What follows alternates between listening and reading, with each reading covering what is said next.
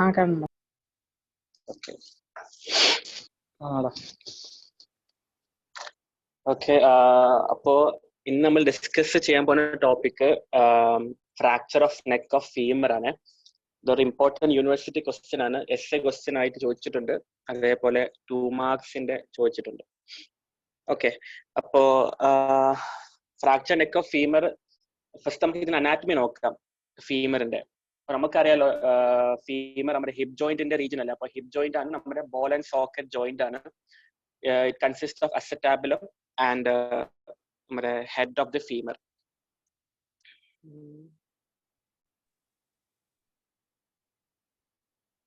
ഇത് നമ്മുടെ അസെറ്റാബുലം, പിന്നെ നമ്മുടെ ഇത് ഹെഡ് ഓഫ് ദി ഫീമർ, പിന്നെ നമ്മുടെ നെക്ക് ആണ് ഈ റീജിയൻ, പിന്നെ ഇത് നമ്മുടെ ഗ്രേറ്റർ ട്രൊക്കാൻഡർ. ഓക്കെ, ഇത് ഈ ഒരു പോർഷൻ ലെസ്സർ ട്രൊക്കാൻഡർ, പിന്നെ ബാക്കി ഷാഫ്റ്റ്. ഓക്കെ, ഇതാണ് ഇതിന്റെ അനാറ്റമി എന്ന് പറഞ്ഞാൽ. ഇനി വേറൊരു സംഭവം ഉണ്ട് ഇതിനകത്ത്. യൂഷ്വലി നമ്മുടെ ബോൺസിൽ ഒരു ട്രബിക്കുലം ഉണ്ട്. മിക്ക ബോൺസിലും അതിന്റെ കണ്ടന്റ് ബോണി ട്രബിക്കുലേ ഉണ്ട്. പക്ഷെ ഈ നമ്മുടെ ഹിപ്പ് ജോയിന്റ് എന്ന് പറഞ്ഞാൽ അതൊരു വെയിറ്റ് ബെയറിംഗ് ജോയിന്റ് ആണ്, അല്ലേ? നമ്മുടെ ബോഡിയുടെ, നമ്മുടെ ഹെഡിന്റെ, നമ്മുടെ ലിംസിന്റെ ഫുൾ വെയിറ്റ് അതിന്റെ ബെയർ ചെയ്യുന്ന ജോയിന്റ് ആണ് ഹിപ്പ് ജോയിന്റ് എന്ന് പറഞ്ഞാൽ. അപ്പൊ ആ ജോയിന്റ് അത്രയും വെയിറ്റ് ബെയർ ചെയ്യണമെങ്കിൽ അവിടെ കുറച്ചൊരു ട്രബിക്കുലർ ഫോർമേഷൻ കൂടുതലായിരിക്കും. ഓക്കെ, ഈ ട്രബിക്കുലർ എന്ന് വെച്ചാൽ ഈ വെയിറ്റ് വിത്ത്സ്റ്റാൻഡ് ചെയ്യാൻ വേണ്ടിയിട്ടാണ് ഉണ്ടായിരിക്കുന്നത്. അപ്പോ ഈ ട്രബിക്കുലർ ഈ റീജിയനിൽ കുറച്ചുകൂടെ സ്ട്രോങ് ആയിരിക്കും. അതാണ് നമ്മൾ ഇപ്പൊ ഈ കാണുന്ന സംഭവം. ഇതുണ്ടോ? ഓക്കെ, അപ്പൊ ആ വെയിറ്റ് ബെയറിംഗ് ഏരിയയിൽ അവിടെ ട്രബിക്കുലർ ഫോർമേഷൻ എക്സ്ട്രാ ഹാർഡ് ആയിരിക്കും. അവിടെ ട്രബിക്കുലർ, ഇത് അസെറ്റാബിലുള്ള ട്രബിക്കുലർ, ഇത് നമ്മുടെ ഹെഡ് ഓഫ് ഫീമറിലുള്ള ട്രബിക്കുലർ.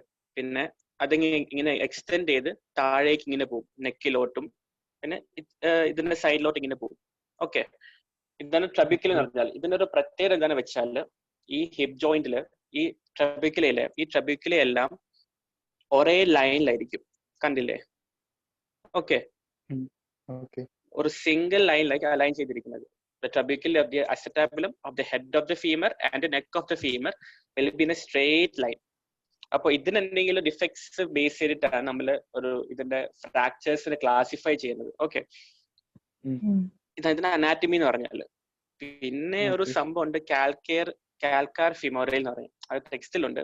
അതൊന്നുമില്ല, അത് ഈ ബോണിന്റെ അകത്ത് ഒരു വെർട്ടിക്കൽ പ്ലേറ്റ് പോലെ ഉണ്ട്, ഒരു ചെറിയ തിൻ വെർട്ടിക്കൽ പ്ലേറ്റ്.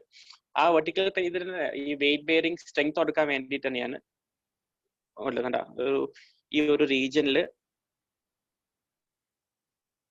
ഓക്കെ, കണ്ട ഒരു വെർട്ടിക്കൽ പ്ലേറ്റ് പോലെ കാണാം. അതാണ് കാൽക്കാർ ഫിമോറൽ എന്ന് പറഞ്ഞത്. ജസ്റ്റ് അറിഞ്ഞിരുന്നാൽ മതി, ടെക്സ്റ്റിൽ പറഞ്ഞുകൊണ്ട്. ഓക്കെ, ഇനി ഞാൻ പറഞ്ഞ പോലെ ഹിപ്പ് ജോയിന്റ്, അസെറ്റാബുലം, ഫിമറൽ ഹെഡും കൂടെ ആർട്ടിക്കുലേറ്റ് ചെയ്യും. പിന്നെ ഹെഡും നെക്കും ഷാഫ്റ്റ് ഉണ്ട്. പിന്നെ trabecular will be aligned in a same line and will be more stronger. പിന്നെ ഒരു സംഭവമാണ് ഇതിന്റെ ക്യാപ്സ്യൂള്. അപ്പോ എല്ലാ ജോയിന്റിലും ക്യാപ്സ്യൂൾ ഉണ്ടാവില്ല, മിക്ക ജോയിന്റ്സിലും ക്യാപ്സ്യൂൾ ഉണ്ടാവില്ല കവർ ചെയ്യുന്നത്. അപ്പൊ ഇതിന്റെ ഈ ഹിപ്പ് ജോയിന്റിലുള്ള ക്യാപ്സ്യൂള് ഇൻസേർട്ട് ചെയ്യുന്നത് നമ്മുടെ ഇന്റർട്രൊക്കാൻഡറിക് ലൈനിലാണ്. ഓക്കെ, ക്യാപ്സ്യൂൾ ഇവിടെ ഇങ്ങനെ ഇൻസേർട്ട് ചെയ്യും. ഓക്കെ ഓക്കെ, ഇനി ഇപ്പോ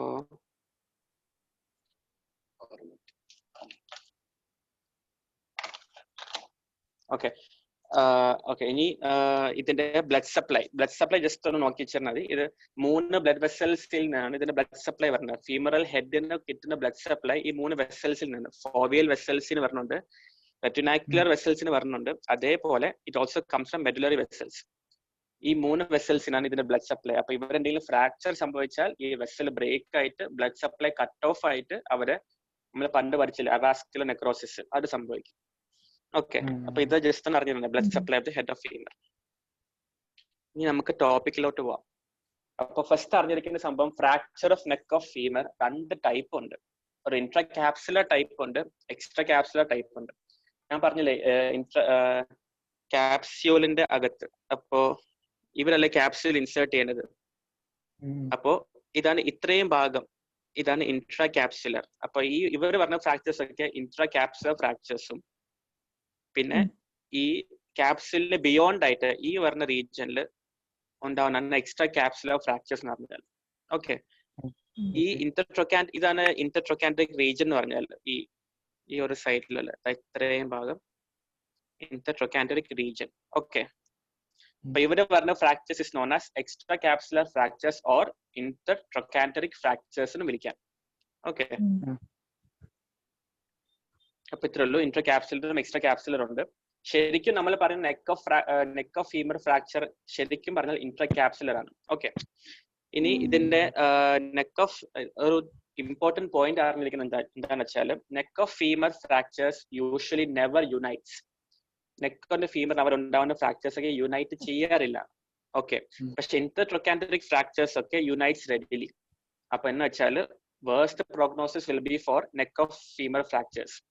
എക്സ്ട്രാ ക്യാപ്സുലർ ഫ്രാക്ചേഴ്സ് ഒക്കെ യുണൈറ്റ് ചെയ്യുന്നത് നല്ലോണം യുണൈറ്റ് ചെയ്യും. ഓക്കെ, ഇനി ഇതിന്റെ നെക്ക് ഓഫ് ഫീമർ ഫ്രാക്ചറിന്റെ ഡിസ്പ്ലേസ്മെന്റ് നോക്കാം. സോ ഇത് കാരണം ഉണ്ടാവുന്ന ചേഞ്ചസ് എന്തൊക്കെയാണ്? ഒരു നെക്ക് ഓഫ് ഫീമർ ഫ്രാക്ചർ ഉണ്ടാകുമ്പോൾ നമ്മുടെ ഡിസ്റ്റൽ ഫ്രാഗ്മെന്റ് നമ്മുടെ ആ നെക്കിന്റെ ബിയോണ്ട് ഉള്ള റീജിയൻ എല്ലാം ഒരു പ്രോക്സിമൽ മൈഗ്രേഷൻ, ഓക്കെ, മുകളിലോട്ട് ഇങ്ങനെ പോവും, കണ്ടില്ലേ, മുകളിലോട്ട് ഇങ്ങനെ പോവും. അതേപോലെ ഒരു എക്സ്റ്റേണൽ റൊട്ടേഷൻ ഉണ്ടാവും. ആ ബോൺ ഇങ്ങനെ റൊട്ടേറ്റ് ചെയ്യും, സൈഡിലോട്ട് ലാറ്ററലിലോട്ട് റൊട്ടേറ്റ് ചെയ്യും.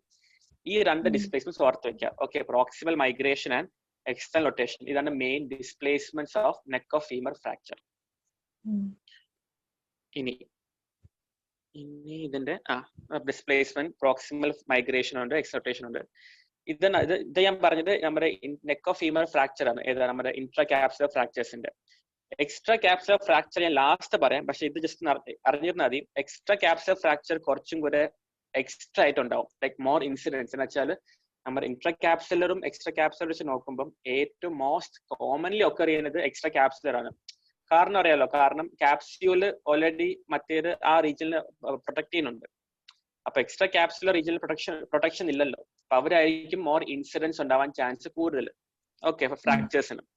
പിന്നെ അവരായിരിക്കും മോർ പെയിൻ, മോർ സ്വെല്ലിങ് അവിടെ ആയിരിക്കും, ഈ ഫ്രാക്ചേഴ്സിലായിരിക്കും. പിന്നെ more external rotation, okay, more external rotation അവിടെ ഉണ്ടായിരിക്കും, മോർ ഷോർട്ടനിങ്. അപ്പൊ ഇങ്ങനെ ഓർത്താൽ മതി, എക്സ്ട്രാ ക്യാപ്സുലർ എക്സ്ട്രാ ഫീച്ചേഴ്സ് എല്ലാം ഈ ഫ്രാക്ചറിലായിരിക്കും പ്രസന്റ് ആയിട്ടുള്ളത്. ഓക്കെ, അപ്പൊ ഇതിന്റെ ഡിഫറൻസ് ഞാൻ ലാസ്റ്റ് പറയാം.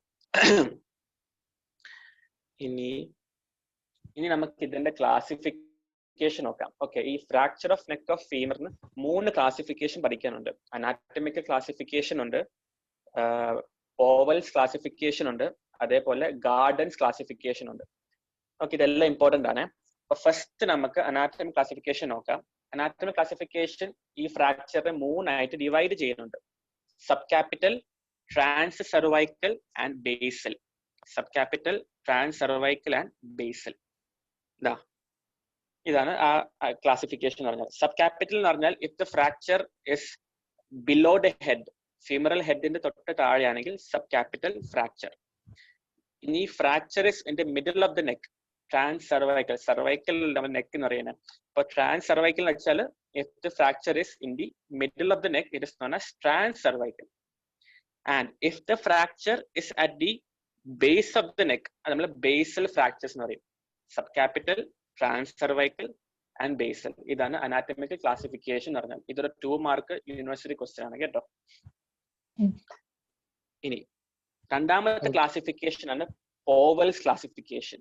ഇത് എന്ന് വെച്ചാൽ നമ്മുടെ ഹൊറിസോണ്ടൽ പ്ലെയിൻ വെച്ചിട്ടുള്ള ആംഗിൾ നോക്കിയിട്ടായിരിക്കും ഇത് ക്ലാസിഫൈ ചെയ്യുന്നത്. ഇതിനും 3 ടൈപ്പ് ഉണ്ട്: ടൈപ്പ് 1, ടൈപ്പ് 2, ടൈപ്പ് 3. ടൈപ്പ് 1 എന്ന്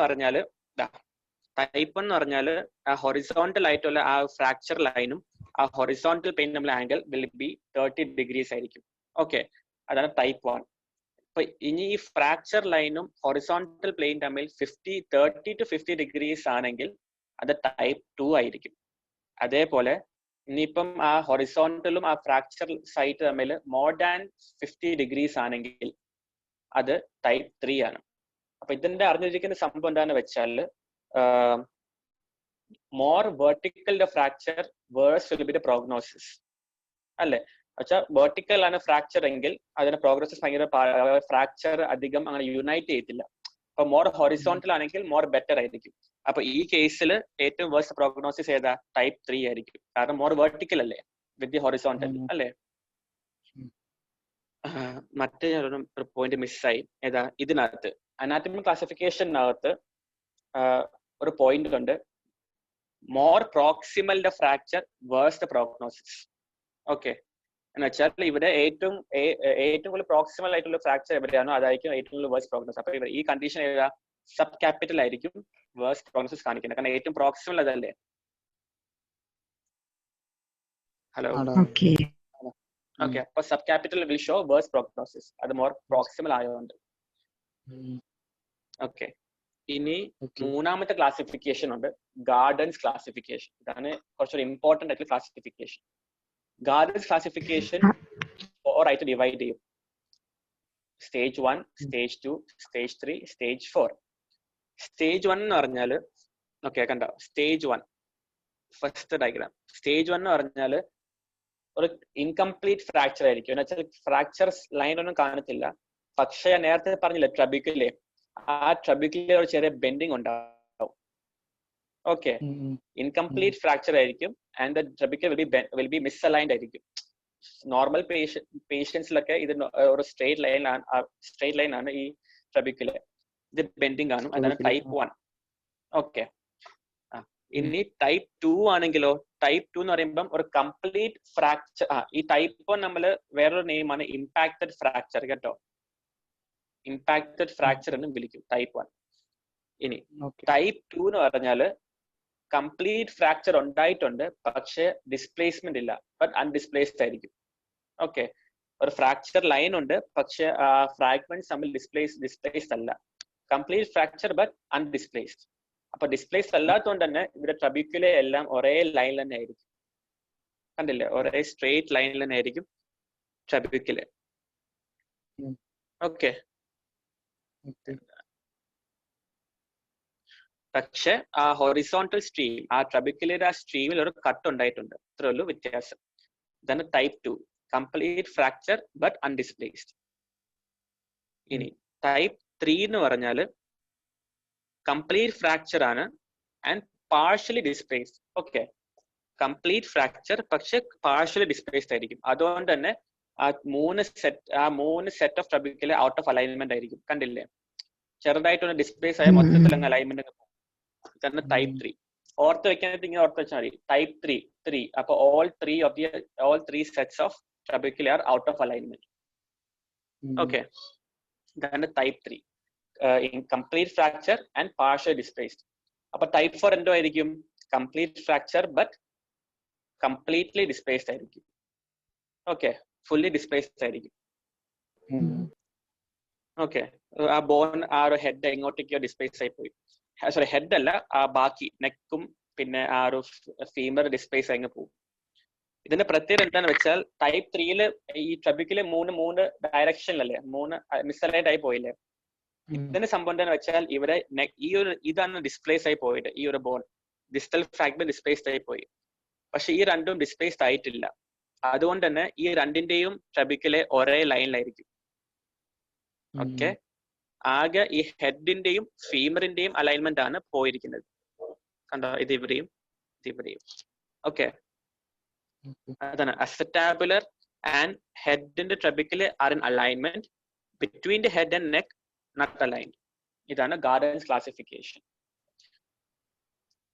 ഒന്നുകൂടി പറയാം, 4 ടൈപ്പ് ഉണ്ട്. First type incomplete fracture, trabeculae misaligned ആയിരിക്കും, അത് ഇമ്പാക്റ്റഡ് ഫ്രാക്ചേഴ്സ് എന്ന് വിളിക്കും. ടൈപ്പ് 2 എന്ന് പറഞ്ഞാൽ കംപ്ലീറ്റ് ഫ്രാക്ചർ ആണ് പക്ഷെ അൺഡിസ്പ്ലേസ്ഡ് ആയിരിക്കും, ഒരു ട്രബിക്കുലർ സ്റ്റീം ഒരു ബ്രേക്ക് മാത്രം ഉണ്ടാവത്തുള്ളൂ. ടൈപ്പ് 3 എന്ന് പറഞ്ഞാൽ complete fracture but partially displaced ആയിരിക്കും, എല്ലാ ട്രബിക്കുലെയും മിസ്അലൈൻഡ് ആയിരിക്കും. ടൈപ്പ് 4 എന്ന് പറഞ്ഞാൽ കംപ്ലീറ്റ് ആൻഡ് ഫുള്ളി ഡിസ്പ്ലേസ്ഡ് ആയിരിക്കും. അതുകൊണ്ട് തന്നെ അസറ്റാബിളും ഹെഡും ഒരേ സ്ഥലത്തായിരിക്കും അലൈൻ ചെയ്തിരിക്കുന്നത്, പക്ഷെ ഹെഡും നെക്കും മിസ്അലൈൻഡ് ആയിരിക്കും. ഇതാണ് ക്ലാസിഫിക്കേഷൻ. അപ്പൊ 3 ക്ലാസിഫിക്കേഷൻ പറഞ്ഞു, അനാറ്റമിക് ക്ലാസിഫിക്കേഷൻ പറഞ്ഞു, സബ് ക്യാപിറ്റൽ, ട്രാൻസർവൈക്കൽ, ബേസൽ. പിന്നെ പവൽ ക്ലാസിഫിക്കേഷൻ പറഞ്ഞു, less than 30 degrees, 30 to 50 degrees, more than 50 degrees. പിന്നെ ഗാർഡൻസും പറഞ്ഞു. ഇതാണ് ക്ലാസിഫിക്കേഷൻ. ഓക്കെ, ഇനി ഇതിന്റെ കോസസ്.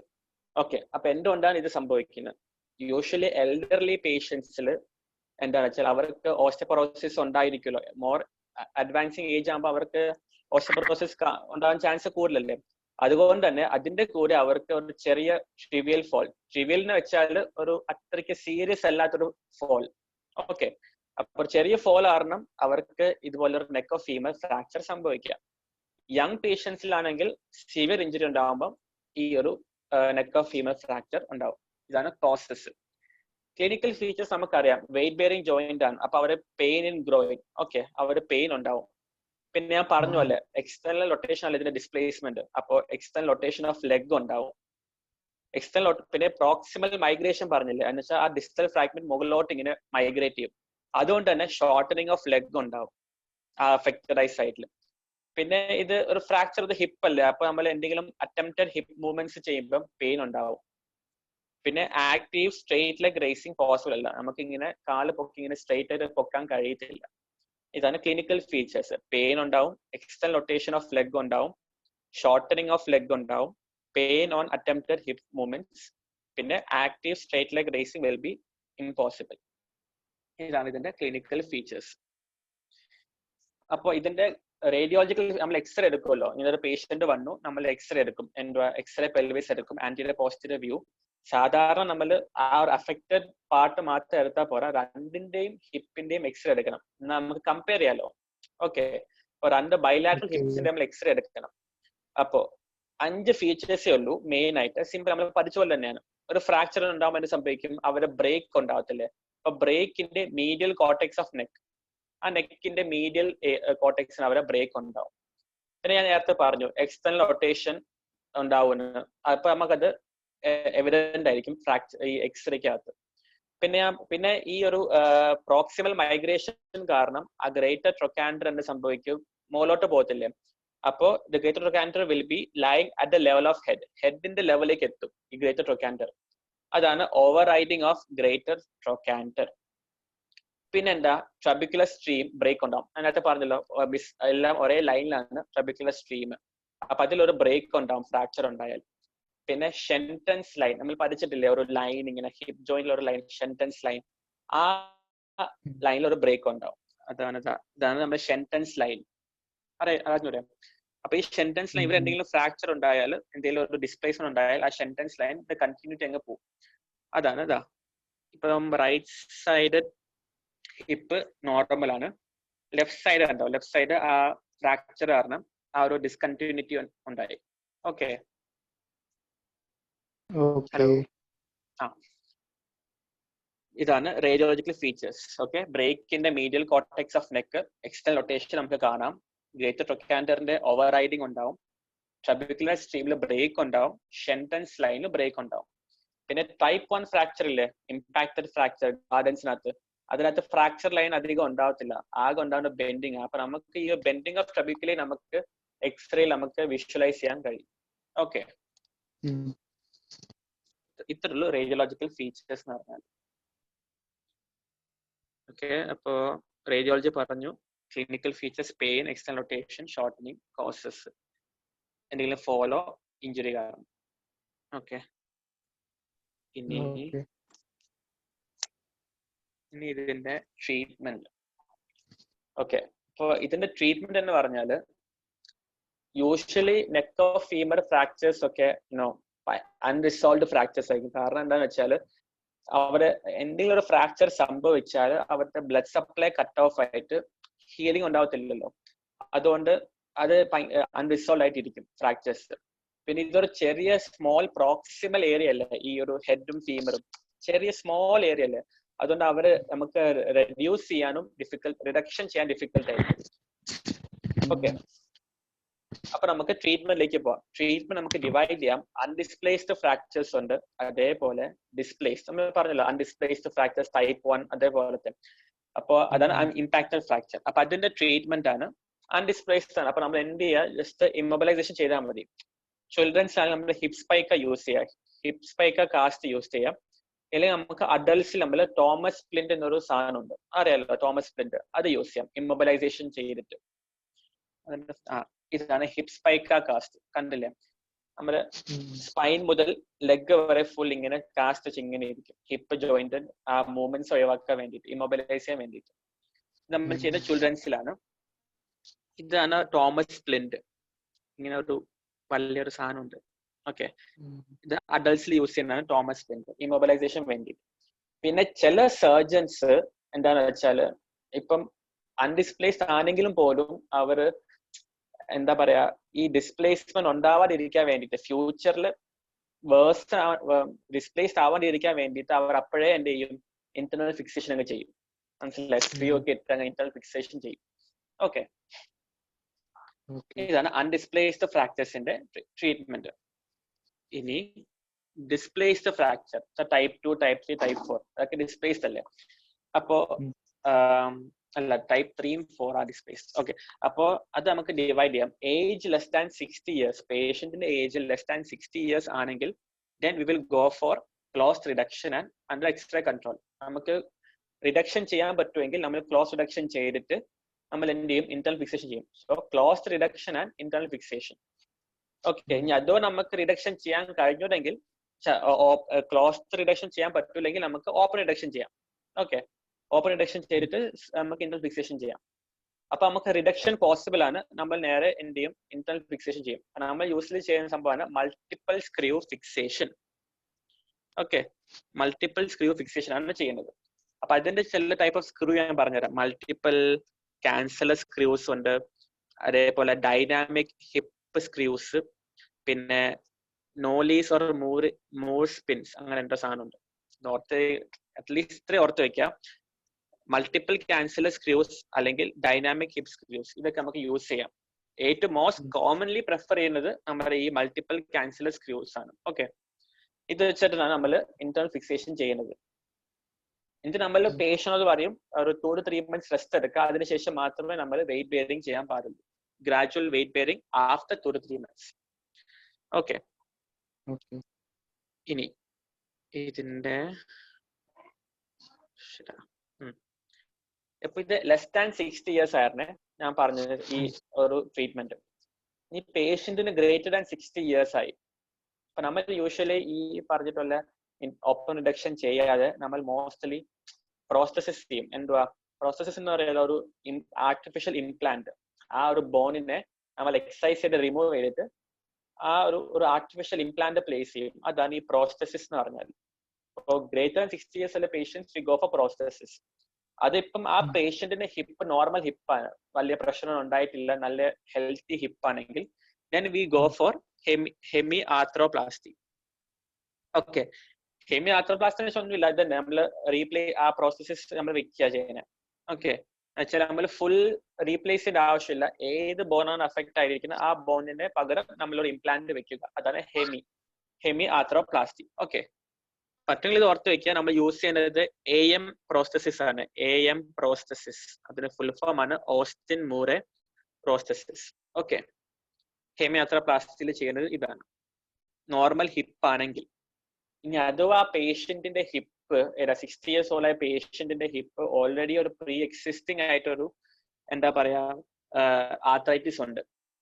ഓക്കെ, കാരണം പേഷ്യൻസിനൊക്കെ വയസ്സാകുമ്പോൾ ആർത്രൈറ്റിസ് ഉണ്ടാവുമല്ലോ. അപ്പൊ അവർക്ക് ഓൾറെഡി ഒരു ആർത്രൈറ്റിസ് ഉണ്ട് ആ ഒരു ജോയിന്റിൽ. ദെൻ നമ്മൾ എന്ത് ചെയ്യും, മൊത്തത്തിൽ അങ്ങ് റീപ്ലേസ് ചെയ്യും, ടോട്ടൽ ഹിപ്പ് റീപ്ലേസ്മെന്റ് അങ്ങ് ചെയ്യും. ഓക്കെ, അപ്പൊ നോർമൽ ഹിപ്പ് ആണെങ്കിൽ ഹെമി ആർത്രോപ്ലാസ്റ്റിയും, ഹിപ്പ് വിത്ത് പ്രീ എക്സിസ്റ്റിംഗ് ആർത്രൈറ്റിസ് ആണെങ്കിൽ V go four total hip replacement. ഇതാണ് ഞാൻ പറഞ്ഞ ഹെമി റീപ്ലേസ്മെന്റ്. ഹലോ, കേക്കാവോ? ഓക്കെ, ഇതാണ് ഞാൻ പറഞ്ഞ ഹെമി റീപ്ലേസ്മെന്റ്, ഹെമി ആർത്രോപ്ലാസ്റ്റി. ഒരു പ്രോസ്തെറ്റിക് ഇംപ്ലാന്റ് ആണ്. ഹെഡ് നമ്മൾ എക്സസൈസ് ചെയ്ത് റിമൂവ് ചെയ്തിട്ട് നമ്മൾ അങ്ങനെ ഫീമറിലേക്ക് ഇൻസേർട്ട് ചെയ്ത് വെക്കും. ഇതാണ് ഹെമി ആർത്രോപ്ലാസ്റ്റി. ഒരു പ്രോസ്തെസിസ്, ഒരു ഇംപ്ലാന്റ് വെച്ച് അതിന്റെ ഒരു ഇംപ്ലാന്റ് വെച്ചിട്ടുള്ള ഒരു പേഷ്യന്റിന്റെ എക്സ്റേ ആണിത്. ഓക്കെ, ഓർത്തോയിലെ ഇൻസ്ട്രുമെന്റ്സിനകത്ത് ഈ സാധനം വെച്ചിട്ടുണ്ട് കേട്ടോ. ഒരു പേര്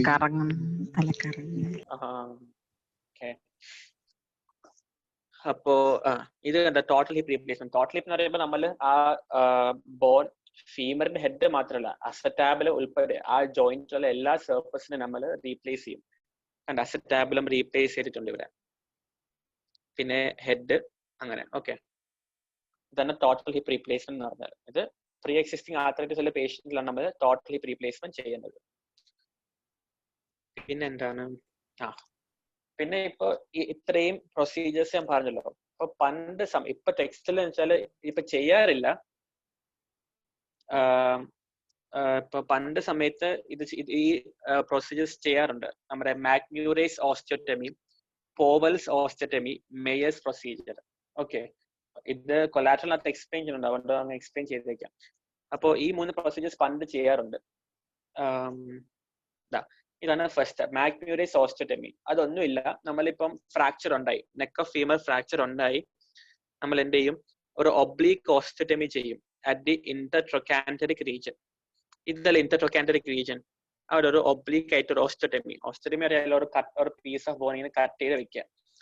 അപ്പോൾ ആ ഓസ്റ്റിയോട്ടമി ചെയ്തതിന് ശേഷം നമ്മൾ എന്ത് ചെയ്യും, ഈ ഡിസ്റ്റൽ ഫ്രാഗ്മെന്റിനെ നമ്മൾ മീഡിയലി ഡിസ്പ്ലേസ് ചെയ്യും. ഓക്കെ, എന്തിനാന്ന് വെച്ചാൽ ഞാൻ പറഞ്ഞല്ലോ, വെയിറ്റ് എല്ലാം ഇങ്ങനെ ആ ജോയിന്റ് അങ്ങ് ബെയർ ചെയ്യുക ഫുൾ. അപ്പൊ യൂഷ്വലി ഒരു നേരെ വെർട്ടിക്കൽ ആയിട്ടാണ് വെയിറ്റ് ബെയറിംഗ് ആണെങ്കിൽ ഈസി ആയിരിക്കും. ഇതിപ്പം ഫ്രാക്ചർ ഉള്ള ബോണ്ട് ഇങ്ങനെ വെയിറ്റ് ഇങ്ങനെയൊക്കെ പോകണ്ടേ, അപ്പൊ അത് ഭയങ്കര ഡിഫിക്കൽട്ട് ആയിരിക്കും.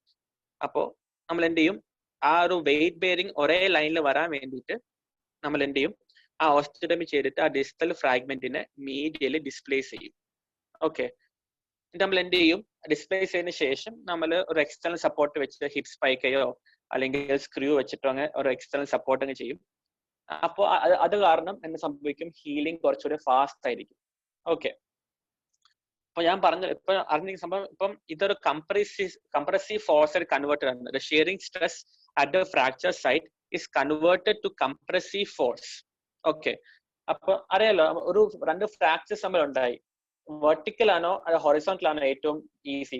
കംപ്രഷൻ ഫോഴ്സ് ഉണ്ടെങ്കിൽ ആ ഫ്രാക്ചർ ഫ്രാഗ്മെന്റ്സ് തമ്മിൽ ഇങ്ങനെ ടച്ച് ചെയ്തിരിക്കും, അതപ്പോ നമുക്ക് യൂണിയൻ ഉണ്ടാവും, മനസ്സിലായി? അപ്പൊ അവർക്ക് ഈസി ആയിട്ട് അവർക്ക് യുണൈറ്റ് ചെയ്യാം കംപ്രസീവ് ഫോഴ്സ് ആണെങ്കിൽ. അല്ലാണ്ട് ഇതുപോലെ ഷിയറിംഗ് സ്ട്രെസ് ഇങ്ങനെയാണെങ്കിൽ ആ ഒരു എന്താ പറയാ, യൂണിയൻ ഡിഫിക്കൽട്ട് ആവും. അതുകൊണ്ടാണ് നമ്മൾ ഈ ഒരു പ്രൊസീജിയർ ചെയ്തത്. ഓക്കെ, കംപ്രസീവ് ഫോഴ്സ് ആക്കാൻ വേണ്ടിയിട്ടാണ് നമ്മൾ ഈ ഒരു മാക്മ്യൂറേസ് ഓസ്റ്റിയോട്ടമി ചെയ്തത്.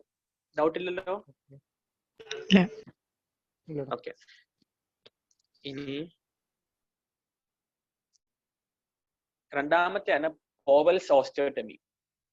പോവൽസ് ഓസ്റ്റിയോട്ടമി ഒന്നുമില്ല, ഇതുപോലെ ഒരു ചെറിയ ഒരു ഓസ്റ്റിയോട്ടമി ചെയ്യും, ഒരു പീസ് ഓഫ് ബോൺ റിമൂവ് ചെയ്യും. റിമൂവ് ചെയ്തതിനു ശേഷം നമ്മൾ എന്ത് ചെയ്യും, അതിങ്ങനെ മോളോട്ട് ഇങ്ങനെ പുഷ് ചെയ്യും. എന്നിട്ട് നമ്മൾ എന്ത് ചെയ്യും, അത് ഫിക്സ് ചെയ്യും ഒരു ഡബിൾ ആംഗിൾഡ് ബ്ലേഡ് പ്ലേറ്റ്. കണ്ട, ഡബിൾ ആംഗിൾഡ് ബ്ലേഡ് പ്ലേറ്റ് വെച്ച് നമ്മൾ ഫിക്സ് ചെയ്യും.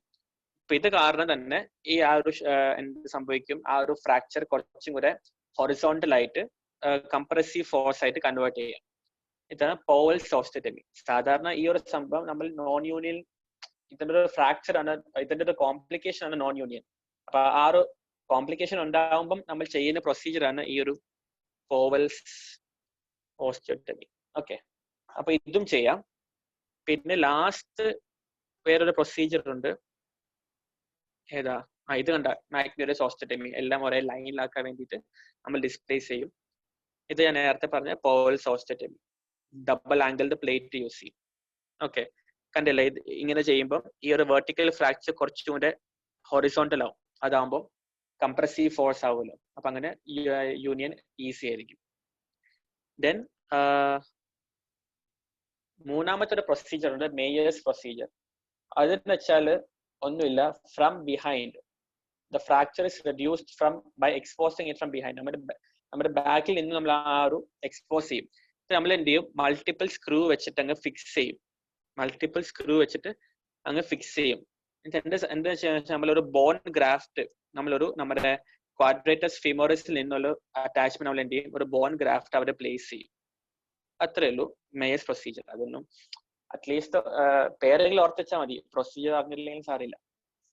ഓക്കെ, ഇതാണ് മേയേഴ്സ് പ്രൊസീജിയർ.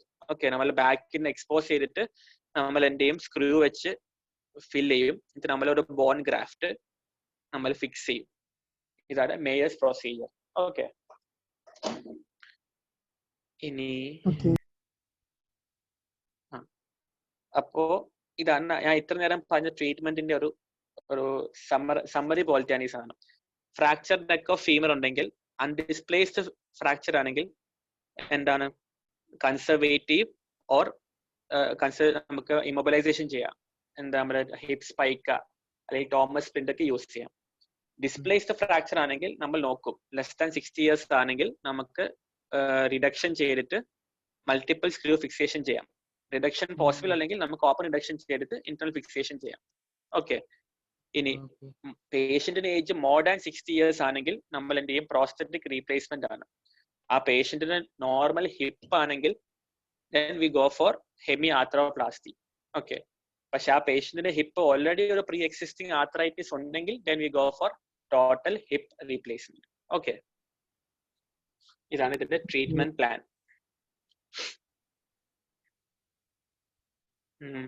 പിന്നെ ഇപ്പൊ ഇത് പേഷ്യന്റ് നേരത്തെ വന്നു കഴിഞ്ഞ സംഭവം. ഇപ്പം അഥവാ ഈ ഫ്രാക്ചേഴ്സ് ഒക്കെ നമ്മൾ പേഷ്യൻസ് സംബന്ധിച്ച് അറിയാറില്ല. ചെറിയ ഫ്രാക്ചർ ലൈൻ ആയിരിക്കും. അപ്പൊ നമ്മൾ പേഷ്യൻസ് അധികം അറിയത്തില്ല. അപ്പൊ ചില കേസൊക്കെ ലേറ്റ് ആയിട്ടായിരിക്കും പ്രസന്റ് ചെയ്യുന്നത് ചില പേഷ്യൻസ് ഒക്കെ. അപ്പൊ ലേറ്റ് ആയിട്ട് വരുന്ന പേഷ്യൻസ് അപ്പൊ ഈ ഒരു ഫ്രാക്ചർ ആണ് ഞാൻ പറഞ്ഞല്ലോ അവിടുത്തെ ബ്ലഡ് സപ്ലൈ കട്ടായി പോകുമെന്ന്. ഫോവിയൽ വെസൽസ് അല്ലെങ്കിൽ നമ്മുടെ മെഡുലറി വെസൽസ് കട്ടായി പോകും. അപ്പൊ അതുകൊണ്ട് തന്നെ നമ്മൾ ചെയ്യേണ്ടത് വെച്ചാൽ ഒരു ലേറ്റ് ആയിട്ട് പ്രസന്റിങ് കേസ് വരുമ്പോൾ നമ്മൾ ആദ്യം പേഷ്യന്റിന്റെ ആ ഫിമറൽ ഹെഡ് വാസ്കുലർ ആണോ അത് അവാസ്കുലർ ആണോ നോക്കണം. ഓക്കെ. ഫിമറൽ ഹെഡ് വാസ്കുലർ ആണ്, ബ്ലഡ് സപ്ലൈ ഉണ്ട്, കുഴപ്പമില്ല, സഫീഷ്യന്റ് ബ്ലഡ് സപ്ലൈ ഉണ്ടെങ്കിൽ പക്ഷെ നമ്മൾ അത് ബോൺ സ്കാൻ അല്ലെങ്കിൽ MRI ചെയ്യും. ഓക്കെ. ബോൺ സ്കാൻ അല്ലെങ്കിൽ MRI ചെയ്തിട്ട് നമ്മൾ നോക്കും ഫിമറൽ ഹെഡ് വാസ്കുലർ ആണോ നോക്കും. ഫീമറൽ ഹെഡ് വാസ്കുലർ ആണെങ്കിൽ then we just go for magnetic osteotomy ചെയ്താൽ മതി.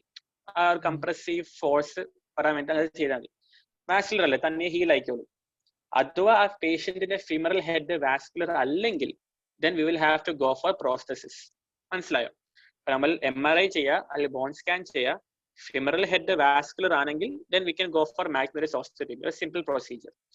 വാസ്കുലർ അല്ലെങ്കിൽ then we'll have to go for bipolar prosthesis. നമ്മളൊരു പ്രോസ്റ്ററ്റിക് ഇംപ്ലാന്റ് പ്ലേസ് ചെയ്യാം. ഓക്കെ.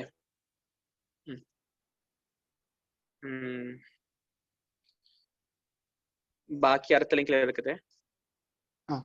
അടുത്ത ലിങ്ക്. ഓക്കെ.